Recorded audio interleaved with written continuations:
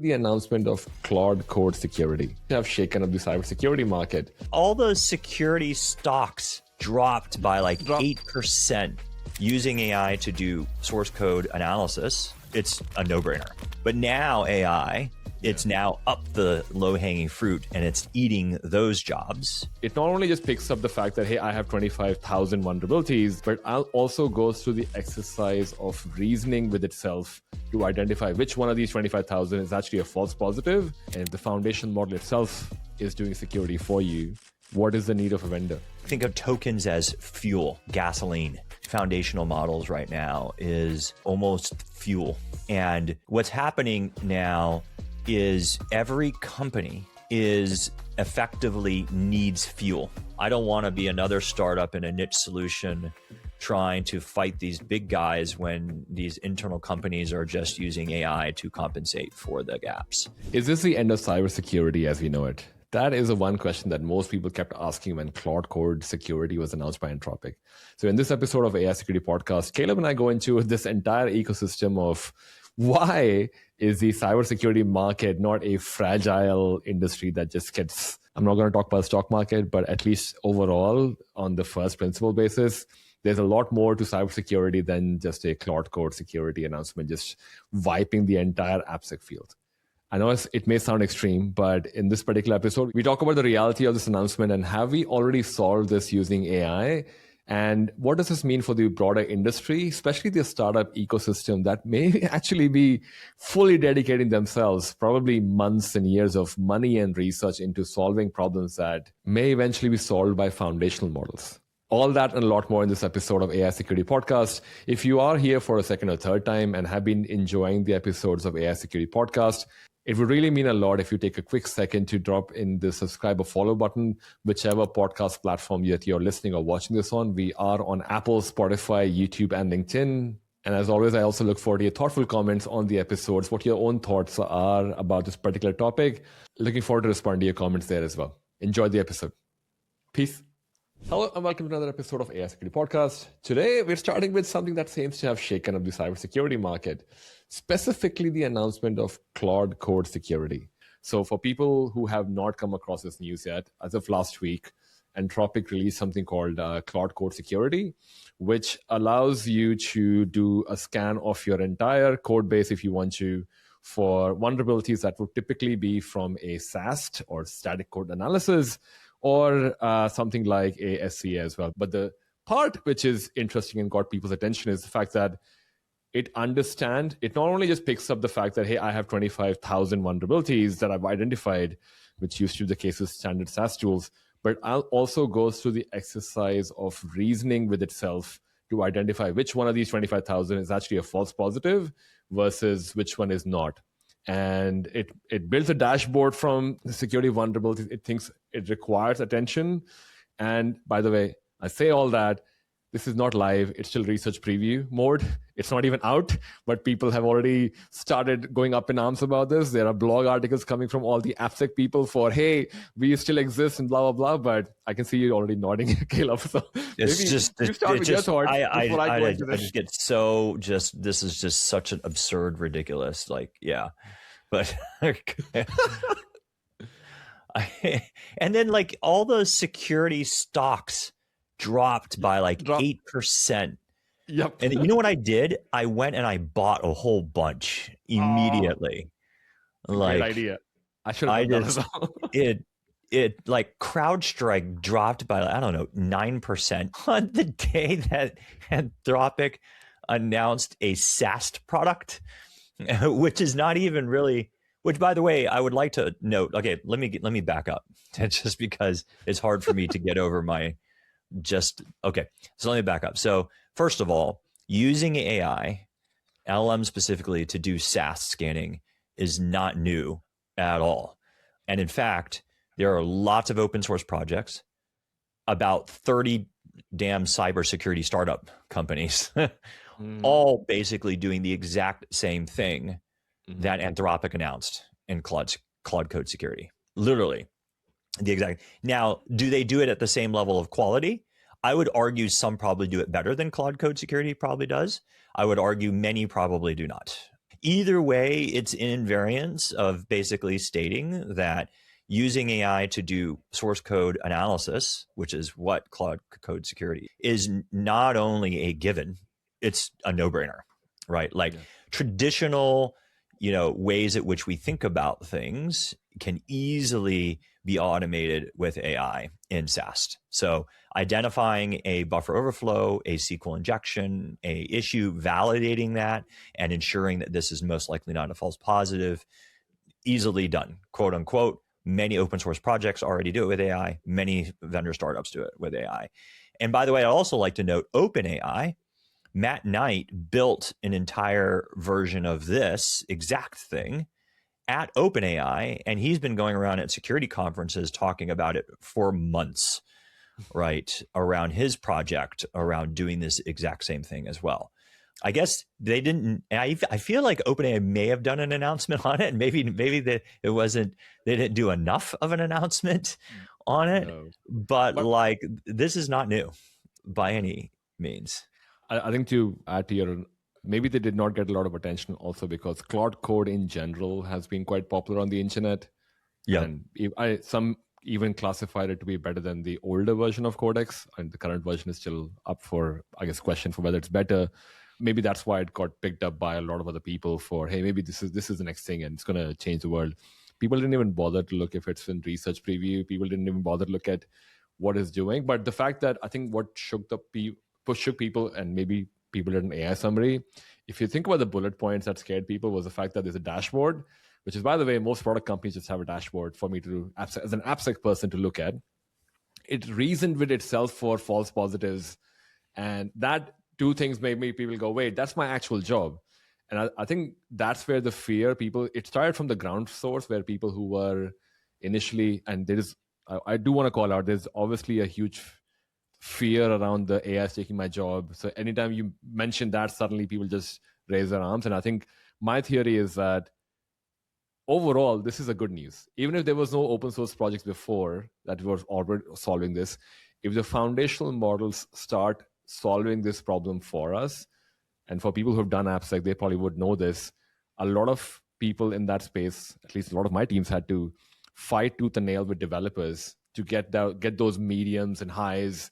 Hey, could you please do this? Hey, could you please do that? Or whatever the thing used to be. And a lot of that job used to be going through false positives and identifying what can I give forward, which top 3 can I give forward to a developer. If you think that's the crux of a lot of the jobs, right? And let's not forget, these projects and startup companies go further than that too. They not only reason about what is a false positive and what is not, but they also go ahead and write the fix and the solution and then submit it as a PR for engineering to accept. It's not just finding, it's fixing, which, when you look in the general concept of things moving forward, if quote unquote 95% of code is AI written already with an AI agent that identifies the security analysis part, submits it, does it, it just becomes an automated cycle, 100%.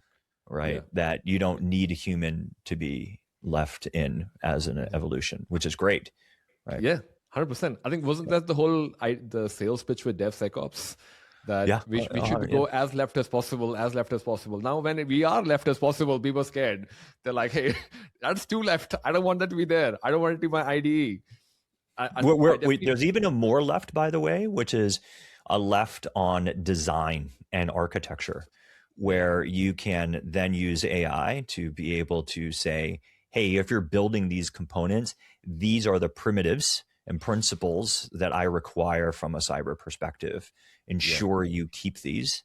And then your security agent will also validate that. And then as the AI codes it, it will build those primitives and principles into their code. That's a good point. And maybe to your point, shifting left also means that the cybersecurity as an industry needs to be by default built in. I use the example of Waymo quite a bit for this, where what people call full agency, where a Waymo has to make real-time decisions on whether I take a left, right, stop, whatever. The safety or safety and trust mechanism that exists there has to happen in a few milliseconds. Cannot be, I'm going to go to a human to come back with information. But if there are processes for it to contact a human and them to take over or whatever the needs to be. So if we were to move into a fully agentic AI world, most of security, especially the low and medium ones, I would think would have to be inbuilt. Then we probably would just focus primarily on business logic flaws, complex attack paths, how many 5 or 6 components are building together. Like that would become the true mode for people who clearly have been doing this for a long time as well. Pen testers do it, red teamers do it, AppSec people understand it. I think I look at this as like, oh, now we can focus on those things instead of trying to worry about 15,000 false positives. Hey, which 5 do I care about? Exposure and everything else that people talk about. Correct. Yes, I agree with you there as well.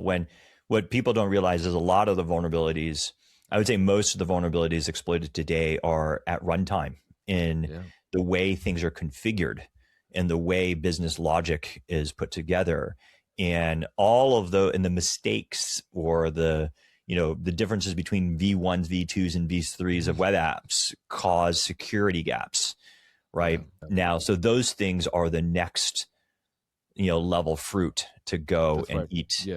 Right. Yeah. And so, and again, what people then say, well, look at AI and look where AI is going. And so I think this is where the fear of the announcement of Claude Code Security, I think maybe comes from, and why people sold security stocks is they think, well, if AI can do this now, AI can now look at a general AppSec engineer and take the SAST tooling, which was I want to call this the V1 of our automation of low-hanging fruit, right? It finds the vulns, but doesn't necessarily have the reasoning to logic false positive versus not, or verify, or produce fixes. But now AI and Anthropic specifically is saying, we're just building this, we're just releasing this for free.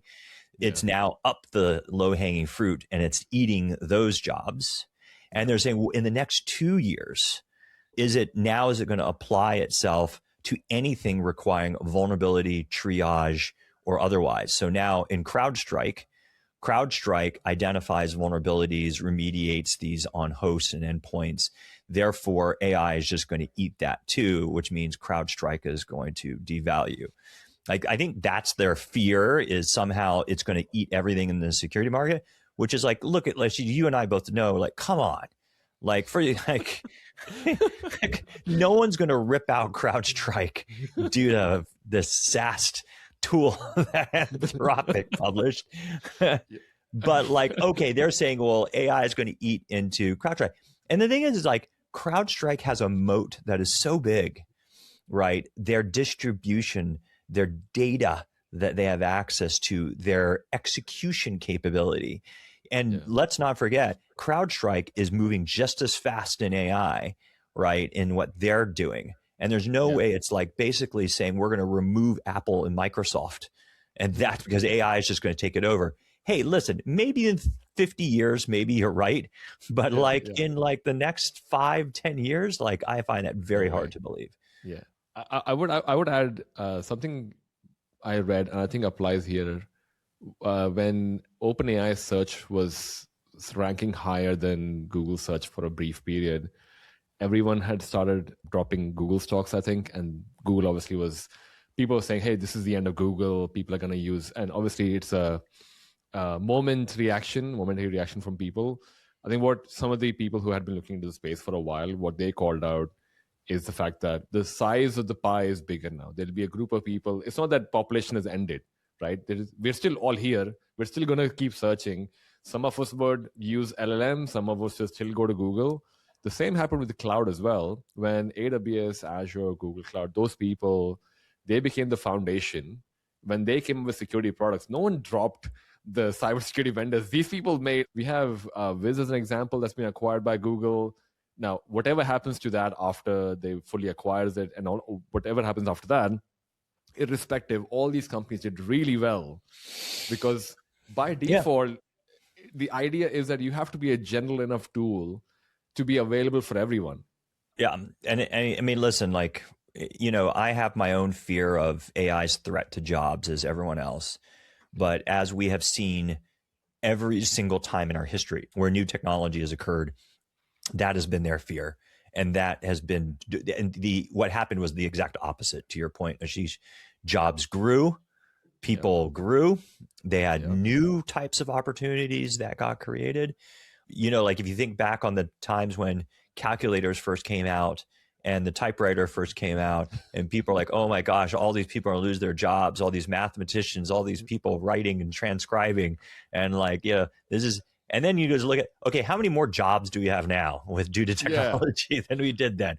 100%. It's just shifts. And so, anyways, this whole Claude Code thing, when I first saw this, it's just, you know what, it just baffles me. I have so many things about who is trading on this. This just goes back to the stock market belongs to the consumer, and the consumer is not educated. And it just goes off of whims.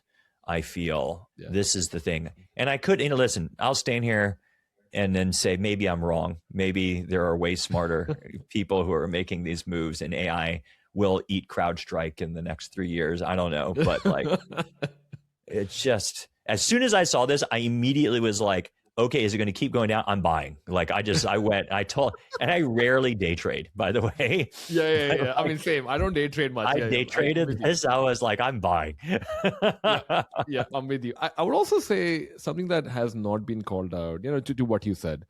Maybe to what you said, maybe we might be wrong in the next 3 years, but for it to completely take over, we're talking massive levels of adoption, massive levels of change in people's viewpoint on how much can a foundation model do.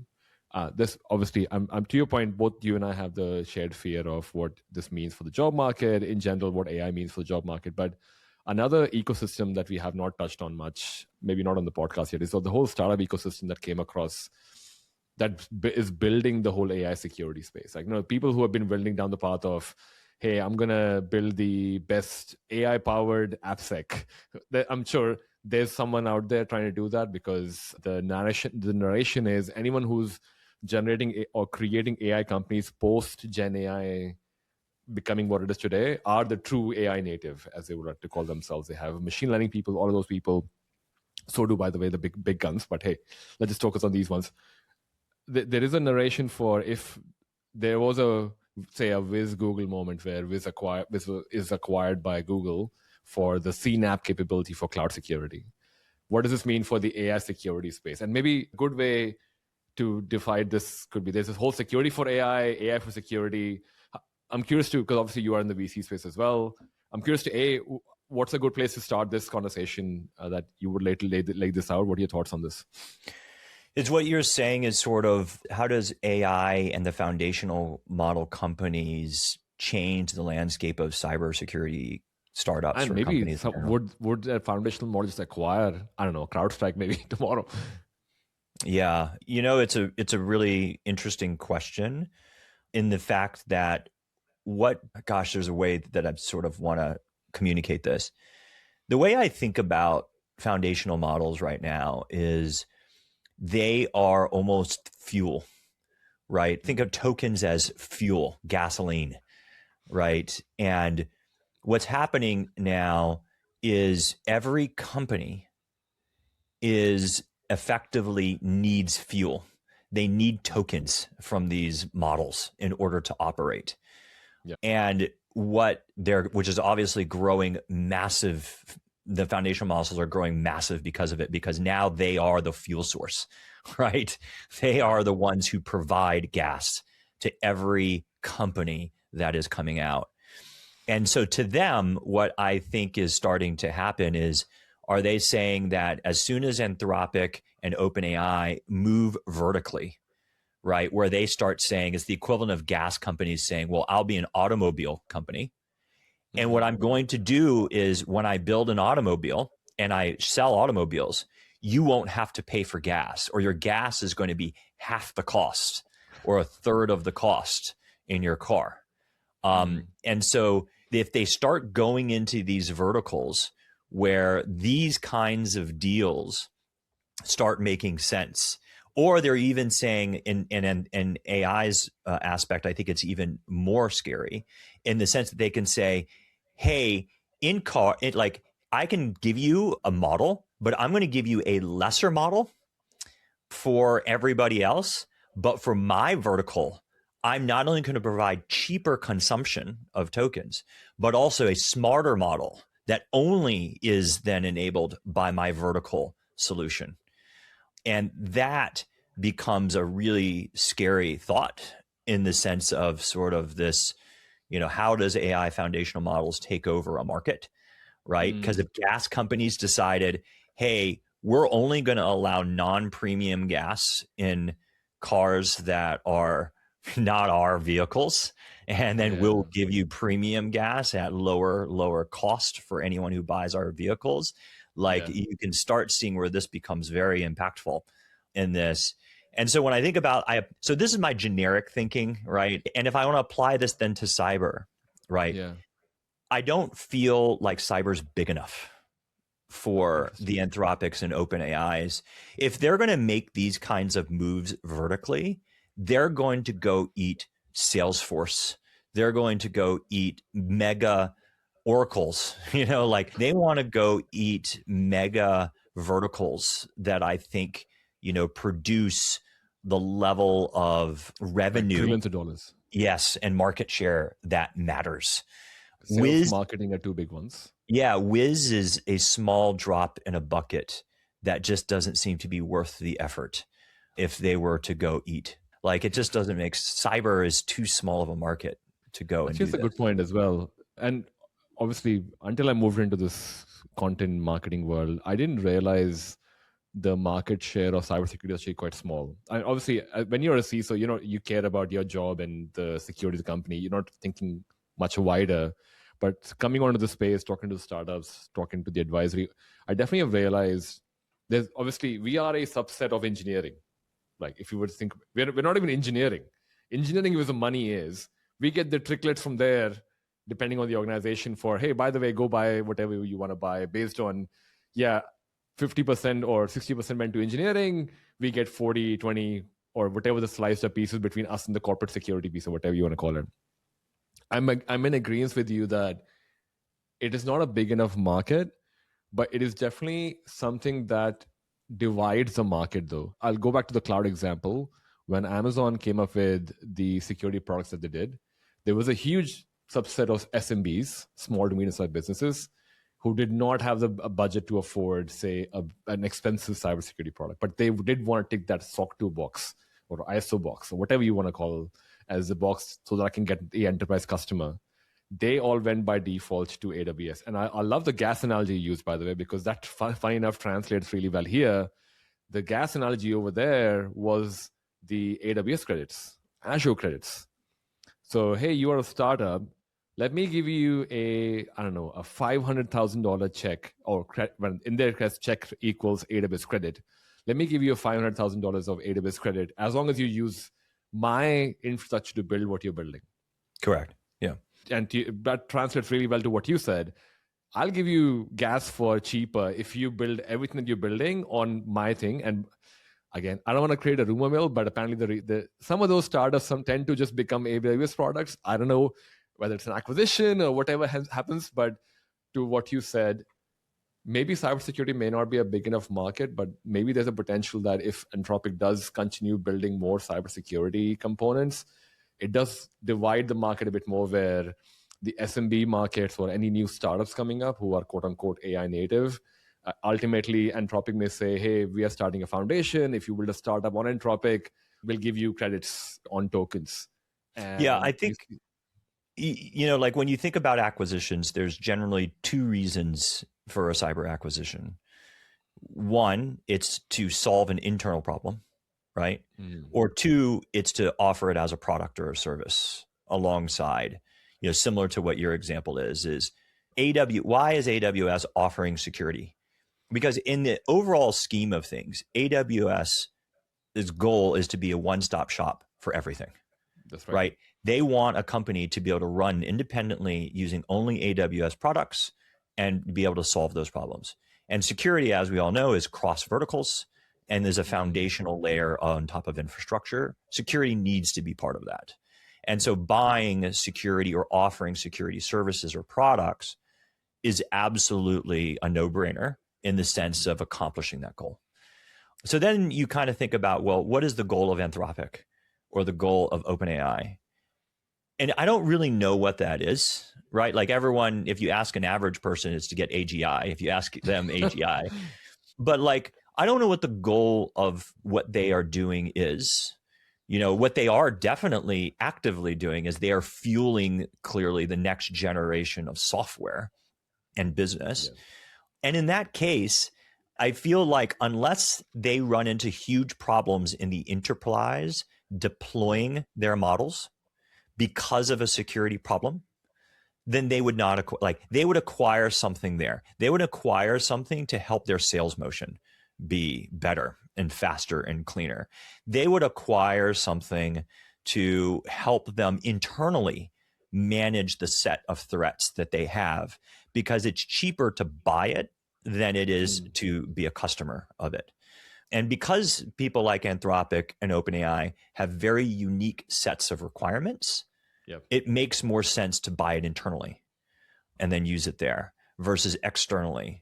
Like that's at least my, off the cuff thinking on it. I mean, no, you're on the money because this is actually fine enough. I came across, I can't remember whose post was it, but someone made a post about this. I think this was Nick Fisher. He works, he's a VP of marketing somewhere. I can't remember the name of the company, but essentially that was a screenshot of a job ad at Claude, at Anthropic, for an account executive, strategic account executive, which is basically a sales job. But what was interesting, and I'm going to read this out here. You will drive a multi-million-dollar commitment by expanding Claude's footprint across customer product portfolios like AI-powered SOC, threat detection, security co-pilots, and internal operations, Claude Code for Security teams. And that ties in really well to what you said. If customer acquisition required them to have an AI-powered SOC, threat detection, security co-pilots, things that enable their internal SOC teams. I know so many companies that have Anthropic integrated into their software engineering team to build something for them, which is kind of quote-unquote consulting. All ties back to, how do I be more sticky with this big-ass customer so that they use me for everything? One-stop shop for compute, tokens, security, whatever else. And I don't know if are there any companies in the current space that would be an interesting problem for a foundational model to acquire. You don't have to name companies if you don't want to, but I'm just curious in terms of problems that could be a potential for a foundational model to acquire. When I think about this, then again, what is the goal? The goal to me, if I'm in the cyber position, is that security and privacy's only job here is to enable a faster adoption of my model. Yeah. And so to me, whatever that is the market is requiring of me to do is what I will acquire in my stack. And today, from a consumer perspective, I don't think there's anything. I don't think there's any security privacy problem on a consumer basis. They don't have that problem. People aren't adopting their models due to a security problem. They're adopting their models due to the way it works in practicality, how effective it is, how smart it is, right? There is some tiny bit, we've talked about this in previous podcasts, about the safety barriers in models and how annoying they can or cannot be, right? Yeah. So then we know on the consumer side, I don't think safety and security per se are any barriers of adoption for any model. So then it goes to the enterprise side. Okay, how important is it for these models to be embedded in the enterprise? That I don't know. It doesn't feel like, you don't hear a lot about Anthropic or OpenAI and their enterprise plays, minus the fact that they offer offerings with AWS or Microsoft that you can have internal models self-hosted. You don't hear a lot about, well, what barriers do they run into, or what do they need to win those deals? Are they security, privacy, trust problems? And do they need something there to enable a faster, better sort of adoption to enterprises? And I don't know the answer to that. And but to me, that's the only reason where this would apply. So how do you name companies that do that? You can name companies like Noma and say, well, Noma has been focused on enterprise AI model adoption and rollout, right? On the developer productivity, on the developer side. Well, what about the corporate employee side? What about forcing all corporate employees to use Anthropic versus OpenAI? Is there something I can do there? If I offer products like Harmonic that says, here's all the people that look at use your AI and use OpenAI versus Anthropic, does that level of visibility build better adoption for me as Anthropic? Probably not. I don't know. It's just like, how far do you go in order to say I ease transition, or what are the barriers to do that? And honestly, if I'm Anthropic, I wouldn't waste my time. I would be focusing more on malicious use of my models, protecting my models, focusing internal on models. And the only thing that matters that where the rest of Anthropic is focused is, how do I enable faster, easier adoption by software, by companies to use it? And if I want to go eat a vertical, how do I go eat legal, go eat Oracle, go eat Salesforce, like these, ServiceNow. If I were going to build a vertical, these are the kinds of things I feel I would go do. Yeah, I think, and I'm with you on this, because I think, as you said, that the one thought that came to mind was, we were already established that cybersecurity is not that big a market, but I was also thinking that the way people are positioning themselves today, or when I say people, I mean cybersecurity companies that are coming up these days, a lot of us are putting bets on the fact that this problem that they are trying to solve would still exist in 5 years. And would just, I don't even know what 5 years would look like. So we're all assuming that the, to your point about the open source security vulnerability would not be self remediated by the foundation model. They just by default would not recommend it if it's learning by itself. After enough data points, I would think it should happen, but hey, irrespective. That's the AppSec market. Then there is your building market, who's going to build the infrastructure. There's already quite a few players in there as well, but I don't know if they also decide to put infrastructure security or cloud security in there, what's the point of a CNAP at that point in time? But a lot of the focus today, for at least the marketing, seems to be around the fact that, hey, AI is producing bad code, so you need my AppSec tier. You need my AppSec tier. Or the other tier is, you already have a lot of false positive. Let me use AI to solve or reduce a lot of that so you can prioritize better. And there's another approach. Hey, how about you go zero trust? Let's just do zero trust everything. That way, doesn't really matter what Ashish tomorrow down the line thinks of adding as a new AI tool. You can pick that up, you can block that, you can get the data flow, all of that. Those are the three bigger categories. And obviously, we can go into each one of the verticals, like vulnerability management, all of that as well. But a lot of them are centered around the fact that it is a CISO's today's problem and the next 6 months problem. Whereas to what you said, Anthropic and OpenAI, they're not looking at 6 months. For them, it's like, hey, what does this mean the next decade? That I'm still here in the next decade, and that's not cybersecurity. Yeah, and it's, what I'm worried about. I'm less worried about, let's say, foundational models acquiring or getting into the cyber vertical. And what I am more worried about, especially as a VC in this space now, is that, why did startups exist? Startups existed because the ability to innovate and execute quickly dies in big companies. And what maybe I'm worried about, and to some extent, there's lots of debates here, Ashish, so you can push me on this, but is the value now held in big companies, right? Big companies have distribution capability, and does AI now allow them to innovate and execute way faster than they could before? Which means the timeline that a startup had to be able to build a product, market it, get a bunch of customers on board to prove its value, the 3 to 5 years it takes to get on that road, so that then the existing big company can go buy that value.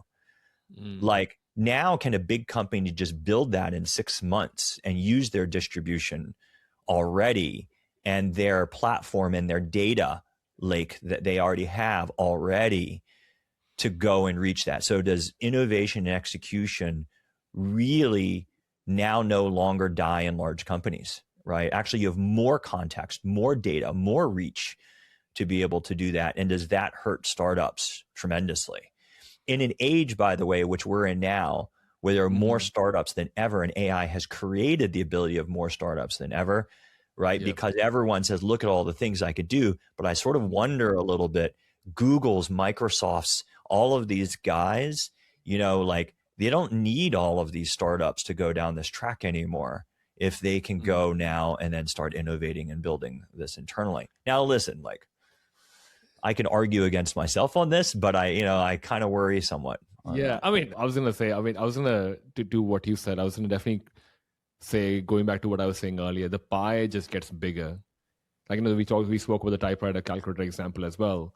Like, what meant back, like, so my dad was a typist back in the day, and I think it's called shorthand or whatever that was called. Yeah. And after a while, he was one of those people who was impacted by the advent of computers and all of that. But then the reality is what that did, moving from typewriter to computers, was that it made everyone knowledgeable in it. Everyone who was open to learn it became knowledgeable in it. Some of them were colleagues of my dad, probably, who moved from being a typist on to becoming a computer person, whatever, typing computers.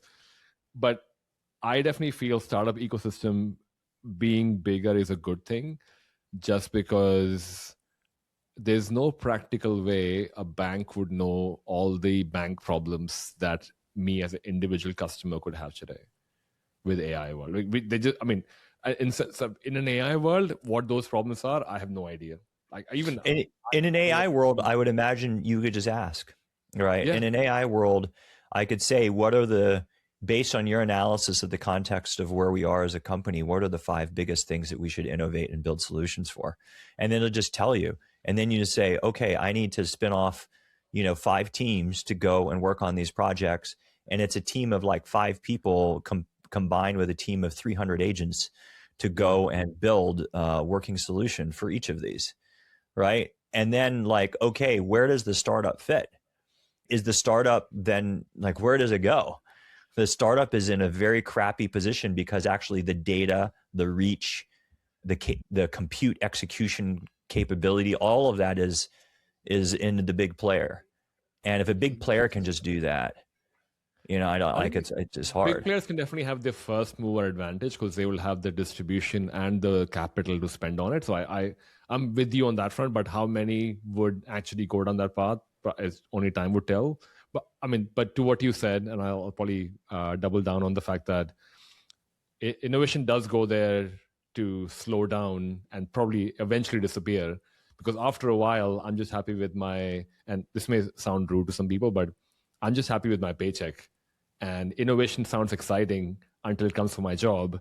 So I'm just happy to get that paycheck and just continue doing what my minimum requirement for 9 to 5 is. $4.49, I'm out of that door.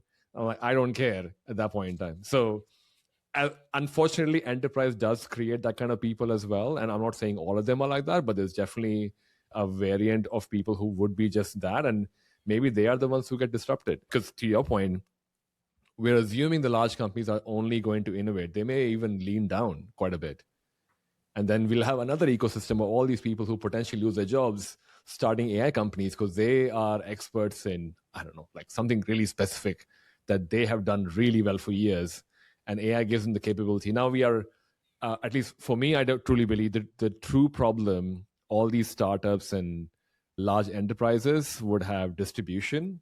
How do I get to enough people? Which is where Anthropic and OpenAI are trying to just do everything under their power to get as much distribution as possible. They've gone to third world countries to expand their market reach and going, okay, where else can I go to be the only provider of AI for these group of people or these ethnicity or whatever you're going to call them? One is distribution. And the other one, I truly believe, is the fact that because we are moving with the AI slop world in parallel, where now more people are craving real world things, they want communities, in-person things. So I truly believe the people who get access to building those smaller communities, like what we are building with the podcast and everything else, that's truly where those data points would never reach a large company. They would just they have never reached it. I think I would never be honest about what I truly think about a company if I'm on their payroll. I just can't. It's just one of those things. Like I would always, yeah, sure, we'll do this. I may hate my boss, not that I hated mine, but in future, if I'm like, oh wait, I can't be honest because my paycheck depends on this, or my stocks depend on this. I want my stocks so I can buy my house or whatever.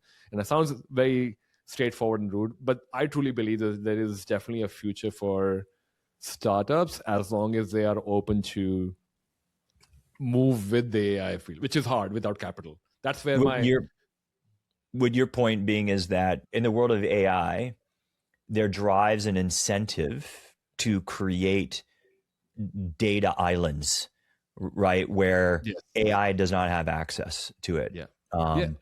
It already happens. Where communities get together and create these data islands, where technologies get together, create data, because this becomes a moat for them in that, in that area. Because to your point, there is no way I can have CrowdStrike data, but if I get enough SOC people together, I would know exactly what's wrong with CrowdStrike.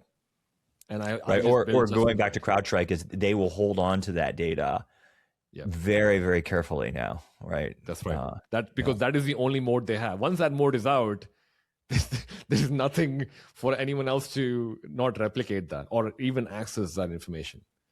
I'm sure they're preparing for it in their ways, and so are Palo Altos and everyone else, because the advantage that these people who have been what I call dinosaur companies, like the Palo Altos of the world, Zscares of the world, everyone who's publicly listed and has been there for a while, the only mode they had is, hey, look at the large threat intel team we have. We've run 50 years of research. 50 is too much, probably, but whatever the number of years of threat intel research, analysis of this, we have a real-time threat research team.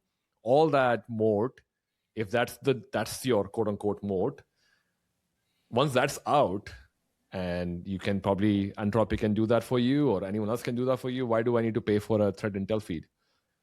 I don't know. Like that, people would start asking questions.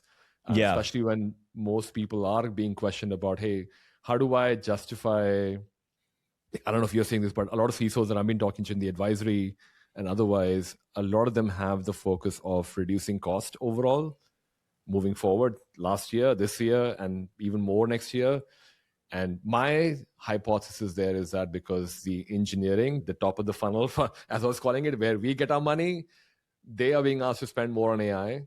So they have to go justify, cut cost, renegotiate contract, and whatever the thing may be, which means that now I'm into back to that startup land where I would go for these startups. I would go for someone who would give me a deal because I can't afford the big CrowdStrike of the world. Or you just hire the smart guys. I mean, like just the other day was talking to someone who is running, is in a fairly decent sized company, and their security team is the size of 6. And they have agents out the wazoo. Right. And his plan is not to hire a lot. Like he's going to hire maybe 1, maybe 2 maximum. But he is like, normally we would need 30-person team in this company for this. And we're doing not only just fine with 6, but we're doing it better than what we would have had if we had 30. And so, there's definitely, and they have some vendor products, obviously, but this is mostly due to Claude Code, right? And so, that is definitely going to be an interesting change in the internal security teams. And I just feel, honestly, like these point solution security vendor startups things has got to die.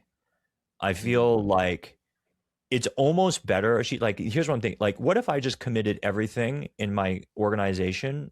Just became a straight Palo Alto customer. Everything I bought across the board is a Palo Alto solution. And the way I bridge the gaps is through Claude Code, right? And then I have one vendor who I can really push hard on cheaper costs as a full dedication, and use Palo Alto as the distribution points in my network and in my enterprise to get the data, to get their results. But the gaps and the research and the digging, then just have Claude Code or AI agents do that work for me. Yeah. And will I not probably get better than trying to cobble together 30 different unique value pointed solutions or not? Yeah. I mean, I'm with you, which is, I think, how they are all positioning themselves with the acquisitions they're all doing.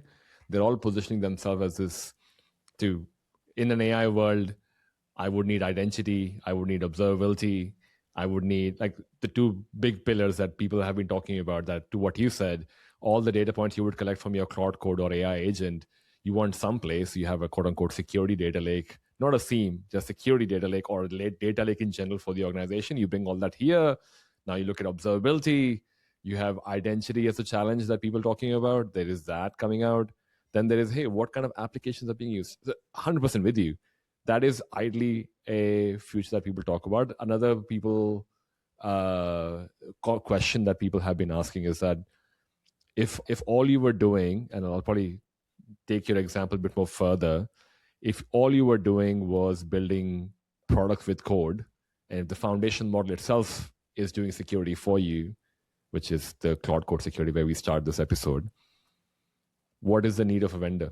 Yeah, obviously the needs for vendors are to solve those particular problems that no one right now we is solve solving. for gaps which are left by humans.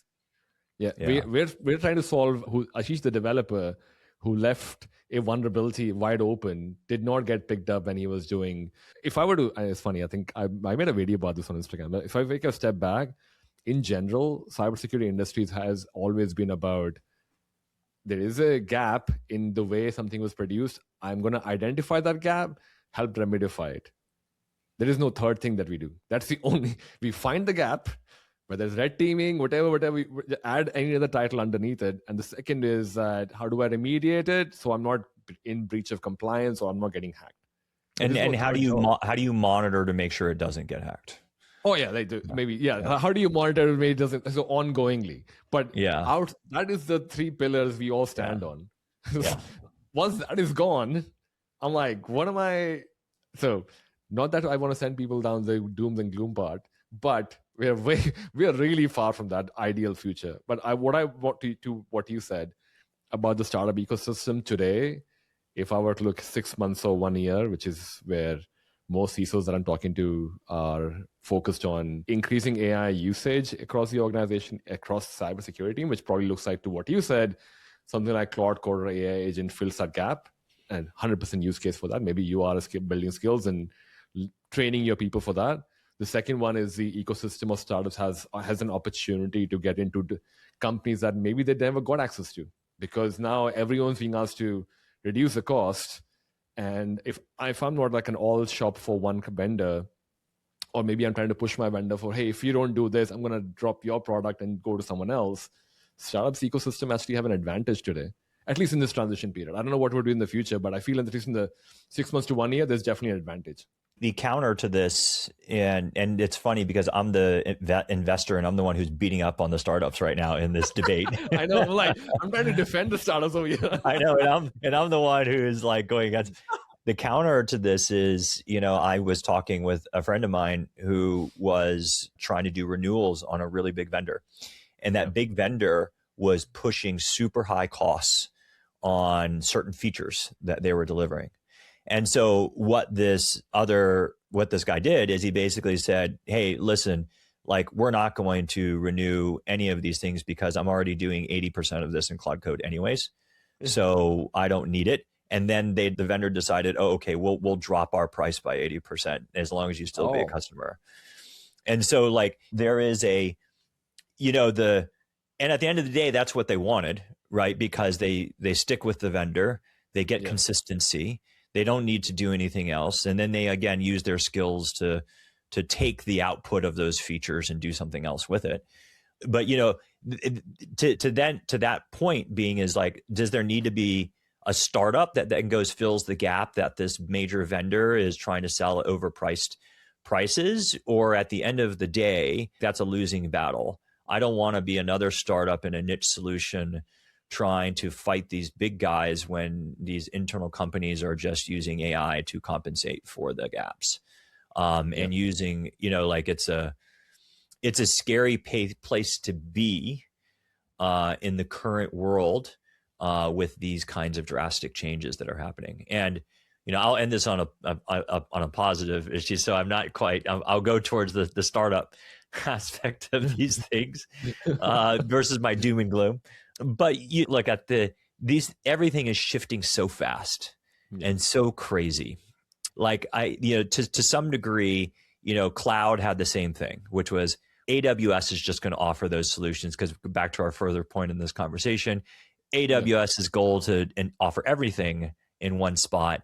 So if AWS enters the market, there's no room for these startups. And clearly that was not the case. More startups came out of use AWS than by far AWS ate or killed. So going back to your being positive. No, and I'm with you. And I think definitely feel we're trying to have a balance on both sides here, because the reality is you and I don't know the future.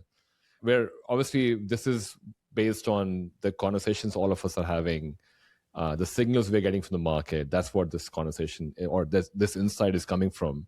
I definitely believe, I think someone said this, and I thought it was really interesting. They said, as much as there's a lot of excitement for AI today, Gen AI specifically today, we always thought that mainframes we would get rid of mainframes with cloud. But guess what? Mainframe is still there. It hasn't moved. There are still grandmoms out there using a flip phone. So not everyone has an iPhone or an Android latest. Not everyone has the latest and greatest. Not everyone has a budget. Actually, someone even pointed this out. There's a lot of companies talking about how you'll miss out on the opportunity for AI, but how many companies have what you were saying about employees with skill set to use Claude Code to build those things in the first place? Because a lot of them came from I'm a CrowdStrike expert, a Palo Alto expert. I've got their certification. Or a Zscaler expert. I know how to use a Cisco firewall. That was the basis of someone getting a job, because I was recruited to look after a Cisco software or a Palo Alto software. That's why those certifications came in. That's why they became the hype, right? So the good old days. In all of that, there is a slither of society which would move forward with, the predictions we had about the AI first idle world where people are producing Claude codes of the world, which may be the Netflix example that people used in the cloud world, where Netflix was that poster child for, hey, look at how they do automation. Look at how they are building down systems and bringing up the chaos engineering and all of that. I'm sure there'll be an equivalent in the AI space, but that would not be the case everywhere, because every company is different as much. I think you said this in an episode where behavioral patterns, like we all think that, behavioral patterns are the best way because you can predict patterns, but there's nothing predictable about the patterns in an organization. Yeah. That you can use for a behavior analysis. It just humans reacting emotionally or in some other way, shape, or form, that there is no set pattern to it. Yeah, it's in order to do, anomaly detection at a level that really makes a difference, it's almost impossible, because there is no such thing as normalcy inside of an organization. 100%. However, this is me dreaming. This is the startup I want to invest in. But every action that takes place in an organization has pre-context.